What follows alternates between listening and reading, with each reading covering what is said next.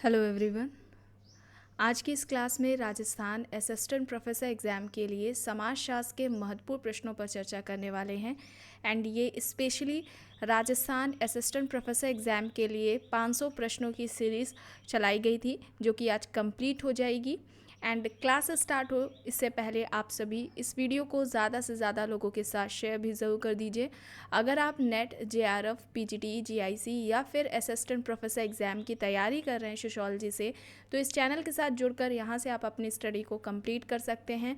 Playlist में उन सभी वीडियोस के फोल्डर्स मिल जाएंगे, आप वहाँ से उन वीडियोस को देख सकते हैं।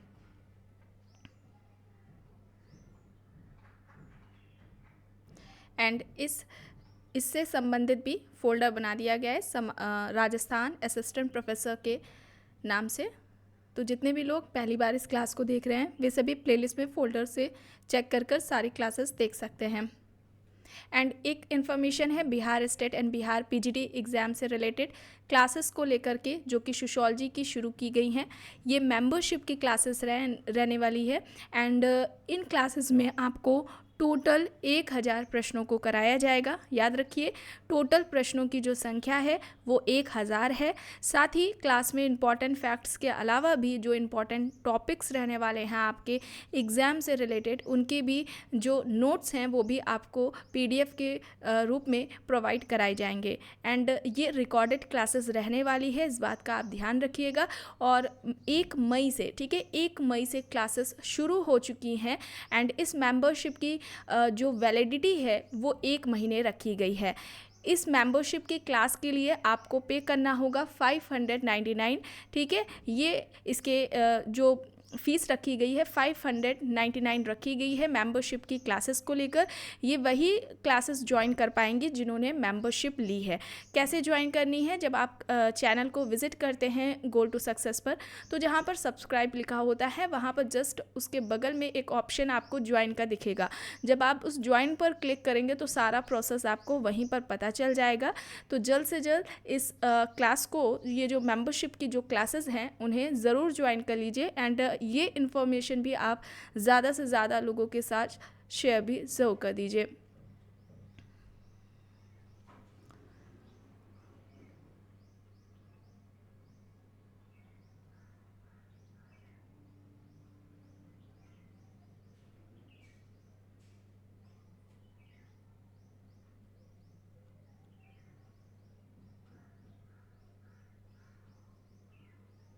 यहाँ तक हो गया था। चलिए शुरू करते हैं। प्रश्न है, साकेंद्रित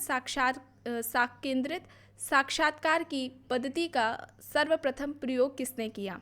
जहोदा, मर्टन, लुंडबर्ग, PV यंग यहाँ पर विकल्प दिए गए हैं। साकेंद्रित साक्षात्कार पद्धति का प्रयोग सबसे पहले किसने किया था? मर्टन ने किया था। यहाँ पर सही जो विकल्प है वो B हो जाएगा। ऑप्शन B यहाँ पर मर्टन राइट है। नेक्स्ट है, किसके अनुसार किसी पूर्व निश्चित योजना के अनुसार इकाइयों के समूह में से एक निश्चित प्रतिदर्श का चुनाव करना प्रतिचयन कहलाता है? चार्ल्स बूथ, हटन, बोगार्डस या फिर पार्टन? यहाँ पर क्या होगा? किसी पूर्व निश्चित योजना के अनुसार इकाइयों के समूह में से एक निश्चित प्रतिशत का चुनाव करना प्रतिचयन कहलाता है, यह किसका कहना है? बोगार्डस का। विकल्प C यहाँ पर सही होगा। बोगार्डस ने सामाजिक दूरी का पैमाना दिया था। आइए यहाँ पर देखते हैं, एक प्रतिदर्श एक विशाल समूह का एक लघुतर प्रतिनिधि है, यह तर्क किसका है? बर्गेस, PV यंग, गुडे एंड हॉट या फिर इनमें से कोई नहीं? एक प्रतिदर्श एक विशाल समूह का एक लघुतर प्रतिनिधि है, यह तर्क इनमें से किसका है?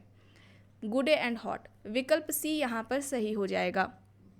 प्रश्न है, निम्न में से किसने सहभागी अवलोकन विधि और औपचारिक व्यक्तिगत साक्षात्कार विधि का प्रयोग करते हुए आय, व्यवसाय, निवास स्थान आदि तथ्यों के आधार पर सर्वप्रथम गरीबी की अवधारणा प्रस्तुत की?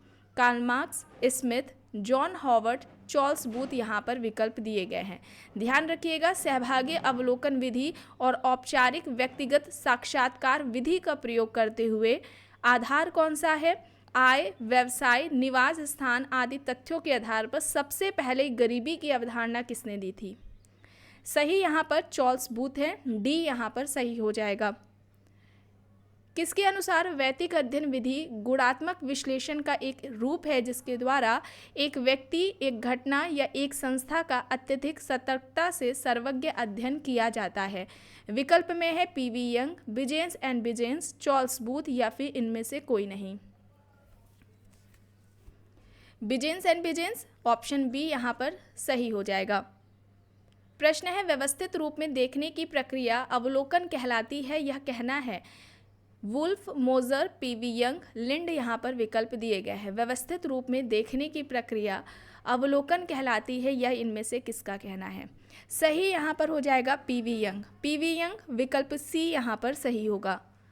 प्रश्न है एक प्रतिदर्श जनसंख्या का वह भाग है जिसका अध्ययन इसलिए किया जा रहा है ताकि संपूर्ण जनसंख्या के बारे में कुछ अनुमान लगाया जा सके। यह संबंधित इनमें से हैं। विकल्प दिए गए हैं मैनहीम, स्मिथ, विलियम जॉर्ज, विलियम गुडे। एक प्रतिदर्श जनसंख्या का वह भाग है जिसका अध्ययन इसलिए किया जा रहा है ताकि संपूर्ण जनसंख्या के बारे में कुछ अनुमान लगाया जा सके। मैनहीम, विकल्प ए हो जाएगा। ऑप्शन ए यहाँ पर सही है। नगरों का विकास गांव से हुआ है, यह किसका तर्क है? Louis Wirth, Robert Park, Zorbaugh या फिर मम्फोर्ड यहाँ पर विकल्प दिए गए हैं। नगरों का विकास गांवों से हुआ है, यह तर्क किसका है? मम्फोर्ड का है। विकल्प डी यहाँ पर सही होगा। अर्बन सोशियोलॉजी किसकी है पुस्तक? Bergel, Max Weber, Robert Park, Ross यहाँ पर ऑप्शंस दिए गए हैं। अर्बन सोशियोलॉजी किसकी हो जाएगी? अर्बन सोशियोलॉजी हो जाएगी बर्गेल की। बर्गेल, विकल्प ए यहाँ पर सही हो जाएगा। रूरल प्रोफाइल पुस्तक किसकी है? S C. Dube, Henry Maine, D N. Majumdar, A R. Desai. Rural profile सही यहाँ पर हो जाएगा D N. Majumdar. D N. Majumdar, option C यहाँ पर सही हो जाएगा। कृषक व अभिजात वर्गों के मध्य वही संबंध देखे जा सकते हैं जो शोषित वर्ग एवं शोषण करने वाले वर्ग के बीच में पाए जाते हैं, यह किसका कहना है? क्रोबर, आंद्रे बेते, थियोडोर शानीन या फिर रेडफील्ड। सही यहाँ पर हो जाएगा शानीन। ठीक है, थियोडोर शानीन हो जाएगा। विकल्प सी यहाँ पर सही होगा। प्रश्न है किसका कहना है कि कृषक समाज और अभिजात वर्ग का अन्य सामाजिक स्तरों में पारस्परिक निर्भरता का संबंध पाया जाता है? ऑप्शंस देख लेते हैं। शानीन है, रॉबर्ट रेडफील्ड हैं, आंद्रे बेते हैं, एस.सी. दुबे हैं।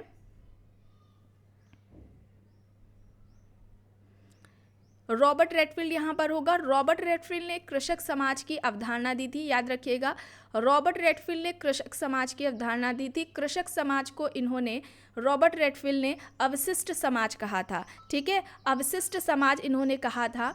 और इनका कहना था कि जब हम रूरल सोसाइटी से, ठीक है, जब हम रूरल सोसाइटी से ट्राइबल सोसाइटी को अलग कर देते हैं तो शेष जो बचा हुआ भूभाग होता है वो क्या कहलाता है? कृषक समाज कहलाता है। इसीलिए इन्होंने कृषक समाज को अवशिष्ट समाज कहा था। इस बात को भी आपको ध्यान में रखना है। यहाँ पर रेडफील्ड हो जाएगा। और कृषक समाज की अवधारणा के अलावा लघु समुदाय की अवधारणा, लघु परंपरा और दीर्घ परंपरा की अवधारणा भी दी है।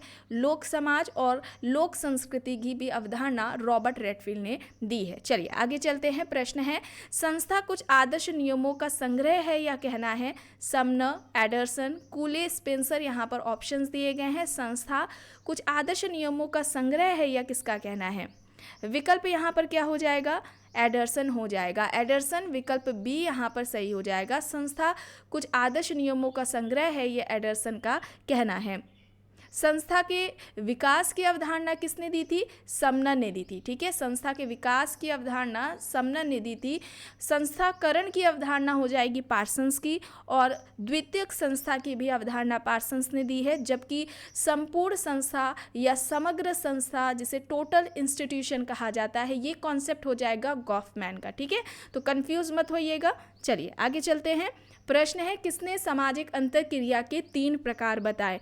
एकता युक्त सामाजिक अंतरक्रिया, संघर्ष युक्त सामाजिक अंतरक्रिया, मिश्रित सामाजिक अंतरक्रिया। विकल्प देख लेते हैं। Sorokin, Max Weber, Pareto, George Herbert Mead यहाँ पर दिए गए हैं।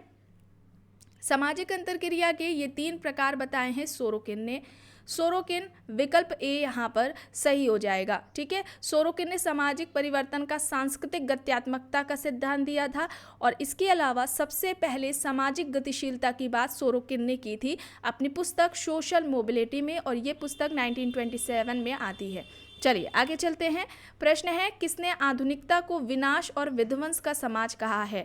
लियोटार्ड, जिगमंड बोमैन, हीगल, उल्रिच बेक यहाँ पर ऑप्शंस दिए गए हैं। आधुनिकता विनाश और विध्वंस का समाज है, यह किसका कहना है? बोमैन का कहना है। विकल्प बी यहाँ पर सही हो जाएगा। प्रश्न है, किसने बाल अपराध के 4 प्रकार बताए हैं? व्यक्तिगत बाल अपराध, समूह द्वारा समर्थित बाल अपराध, संगठित बाल अपराध और परिस्थितिवश बाल अपराध। Merton, Frederic Thrasher, Howard Becker, Walter Miller यहाँ पर ऑप्शंस दिए गए हैं।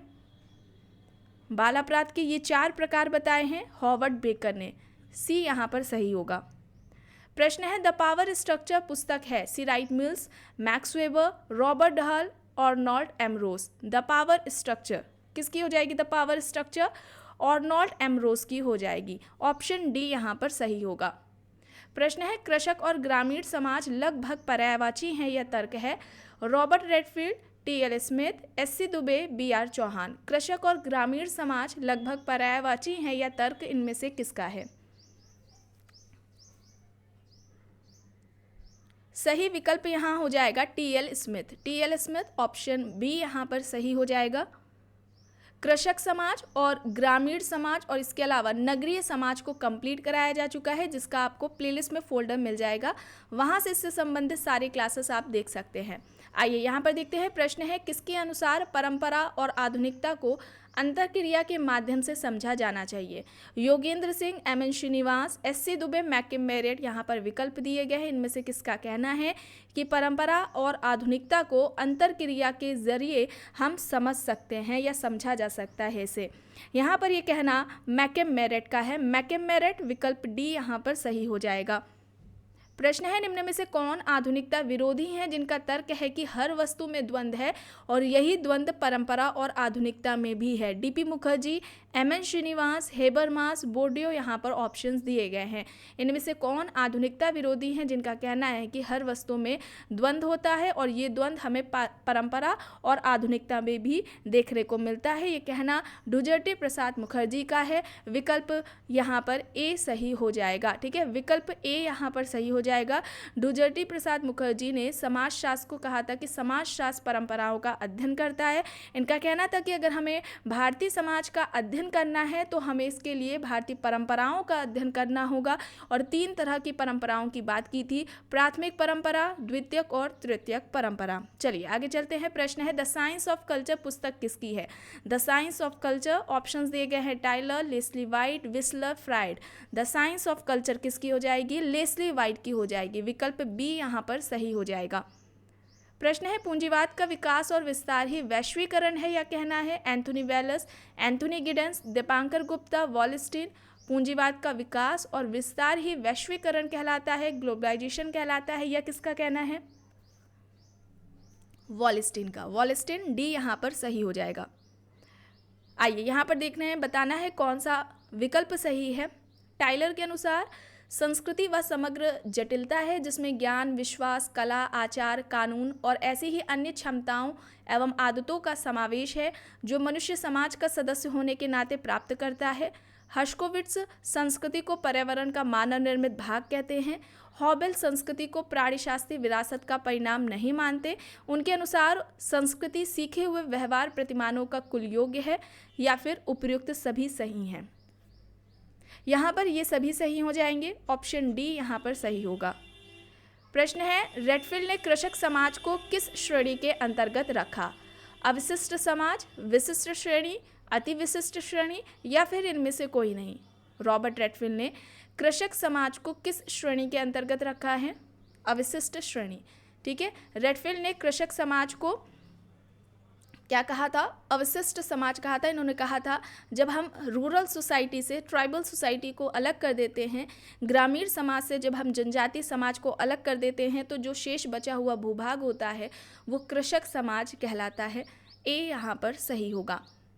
प्रश्न है वह पद क्या है जिसकी रचना हिलर ने प्रस्तुति के लिए की थी जो अन्य की अपेक्षा अधिक महत्वपूर्ण मानी जाती है? मूल प्रस्तुति, उत्कृष्ट प्रस्तुति, मूल्य प्रस्तुति या फिर ध्रुवीय प्रस्तुति?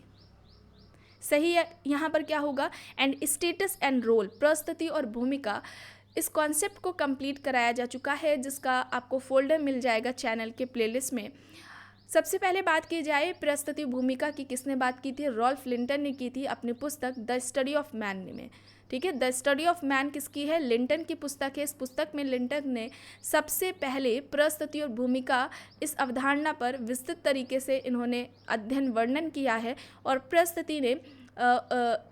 प्रस्तुति के जो प्रकार हैं लिंटन ने 2 प्रकार बताए थे।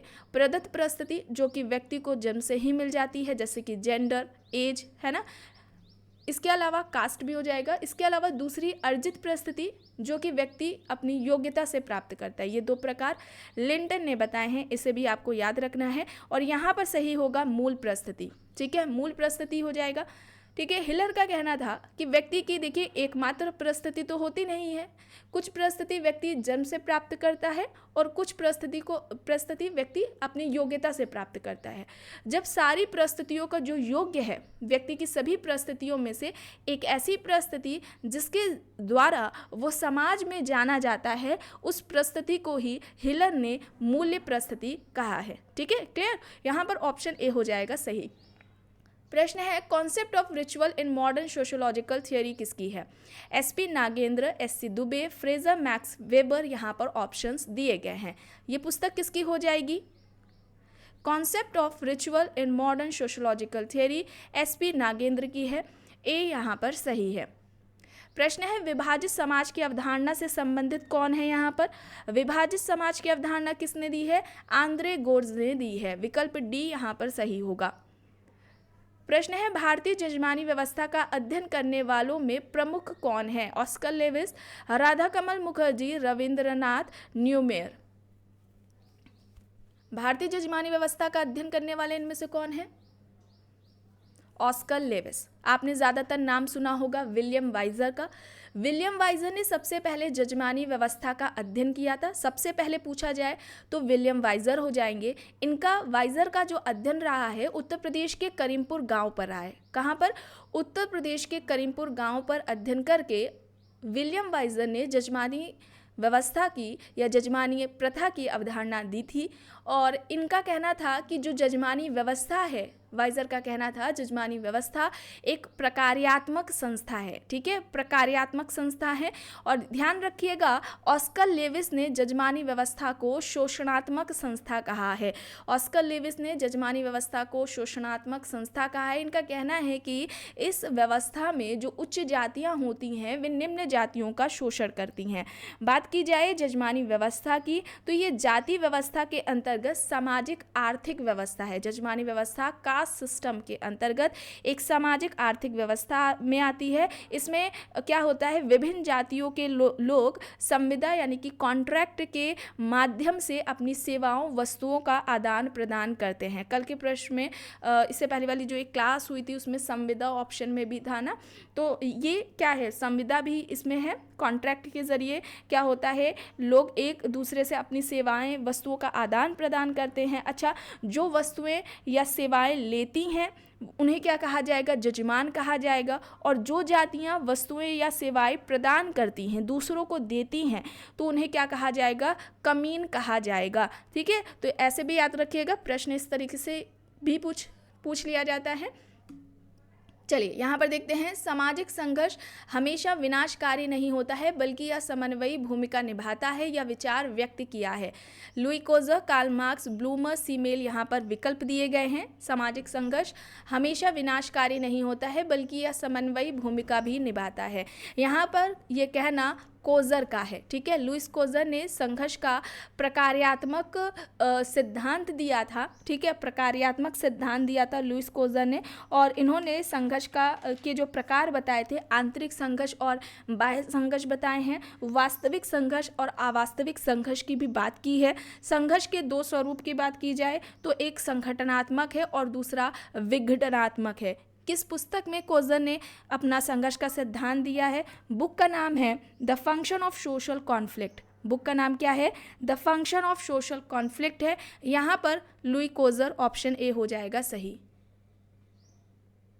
प्रश्न है, किसका कहना है कि प्रत्येक समाज में दो प्रकार की व्यवस्थाएं पाई जाती हैं?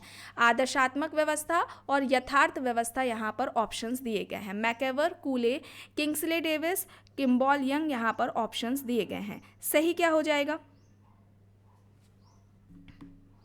सही यहाँ पर हो जाएगा किंग्सले डेविस, ऑप्शन सी यहाँ पर सही हो जाएगा। ठीक है, आदर्शात्मक व्यवस्था की बात की जाए तो इसमें एक तरीके से ये जो सिस्टम होता है, किस तरीके का व्यवहार करना चाहिए, ठीक है, कैसा व्यवहार होना चाहिए, इसको बताता है। या हम यूँ कहें कि समाज अपने सदस्यों से जो अपेक्षा रखता है व्यवहार की, उसे हम आदर्श व्यवस्था के अंतर्गत रखेंगे। ठीक है, दूसरा जो यथार्थ व्यवस्था बताया है, इसमें वास्तविक में व्यक्ति किस तरीके का व्यवहार करता है, इसकी उन्होंने बात की है। ठीक है, चलिए आगे चलते हैं। प्रश्न है, यह कहना किसका है कि परिवार समाज की कोशिका है? Spencer, Auguste Comte, AM. Shah, Lucy mayor.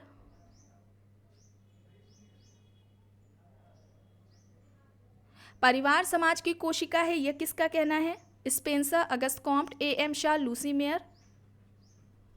Auguste Comte हो जाएगा, बी यहाँ पर सही होगा। कृषक समाज से औद्योगिक समाज को भिन्न करने का सही आधार क्या है? वर्ग पृथक्करण, जाति पृथक्करण, सामाजिक संबंधों के प्रकार या फिर टोटेमवाद। कृषक समाज से औद्योगिक समाज को अलग करने का सही आधार इसमें क्या है? सामाजिक संबंधों के प्रकार, सी यहाँ पर सही होगा। पश्चिमी प्रभाव के परिणाम स्वरूप आधुनिकीकरण की एक नवीन महान परंपरा अर्थात सांस्कृतिक आधुनिकीकरण ने जन्म लिया है। यह प्रसिद्ध कथन किसका है? योगेंद्र सिंह, पीटर एल्बर्जर, मैकेवर या फिर ए.आर. देसाई।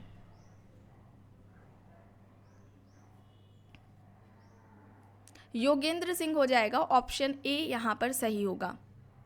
प्रश्न है, भारत में सामाजिक परिवर्तन का अध्ययन करने के लिए किसने 3 वृहद उपागमों को वर्गीकृत किया है? उद्विकास में, सांस्कृतिक और संरचनात्मक में। विकल्प देख लेते हैं। Yogendra Singh, SC. Dubey, AR. Desai, KL. Sharma दिए गए हैं। यहाँ योगेंद्र सिंह हो जाएगा, ए ऑप्शन यहाँ पर राइट होगा। प्रश्न है, पूंजीवाद धन है जिसका उपयोग श्रमिकों का शोषण करने के लिए किया जाता है, या कथन किसका है? Max Weber, Max Muller, Marx, MacIver, यहाँ पर ऑप्शंस दिए गए हैं। पूंजीवाद धन है जिसका उपयोग श्रमिकों का शोषण करने के लिए किया जाता है, या किसका कहना है? कार्ल मार्क्स का कहना है। कार्ल मार्क्स, ऑप्शन सी यहाँ पर सही हो जाएगा। प्रश्न है, निम्न में से किसने जनजातियों की अर्थव्यवस्था को 5 भागों में विभक्त किया है? संकलन, शिकार, मछली पकड़ना, कृषि और पशुपालन। MacIver and Page, Ford and Herskovits, Spencer, D N. Majumdar, यहाँ पर ऑप्शंस दिए गए हैं। सही यहाँ पर हो जाएगा फोर्ट एंड हर्शकोविट्स, ऑप्शन बी यहाँ पर सही होगा। प्रश्न है, किसने कहा है कि जनरीतियाँ एवं रूढ़ियाँ निर्देशात्मक शक्ति है? Keller, max weber, Sumner, small, यहाँ पर विकल्प हैं। समनर का विकल्प सी यहाँ पर सही हो जाएगा। समाज का सामाजिक स्थिरीकरण उपभोग पर निर्भर है। यह उपभोग वस्तुओं का नहीं बल्कि संकेतों का उपभोग होता है। अब इससे संबंधित कौन है? बोडिलार्ड, विकल्प ए हो जाएगा यहाँ पर। किसके अनुसार नाभिकीय परिवार समाज की एक आधारभूत संरचनात्मक इकाई है? Roger and Harris, F Vogel, Leach, MacIver. नाभिकीय परिवार समाज की एक आधारभूत संरचनात्मक इकाई है, या कहना रोजर एंड हैरिस का है। ऑप्शन ए यहाँ पर सही हो जाएगा। एंड लास्ट है, बंद समाज की अवधारणा के प्रवर्तक है? MacIver, Davis, Karl Popper, Simmel. Right answer Karl Popper हो जाएंगे।